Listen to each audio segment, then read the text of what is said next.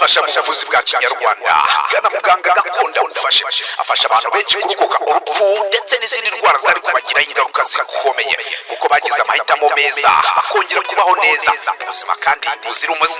Muganga gakondo afasha abantu bose gutandukana n'indwara zirimo nk'amarozi y'ubwoko bwose, nyabingi, ibihato, ibitegano, ibihuhirano, inyatsi ndetse n'igicuri, akiyongeraho n'amarozi y'ibigaburano. Akarusho kandi ku ndwara nk'umwijima, impyiko, igifu, kunanirwa gutera akabariro ku bashakanye ndetse n'indwara nka rubagimpande. Abafite ibyo bibazo bose muganga gakondo bakoraho rikaka. Kubifuza ubutunzi namwe ndetse n'uruhereko, nimugane muganga gakondo kuko mwe mwashyizwe igorora. Kubatuye imahanga namwe igisubizo cyabonetse mwashyizwe igorora. Nta mpamvu yo gusiragira mu gahangayika mwibaza uko ubuvuzi bwabageraho kuko dukorana na DHR tukabagezaho imiti yacu ndetse na serivisi zose muganga gakondo atanga. Ku bindi bisobanuro hamagara kuri nimero ya telefone ikurikira 0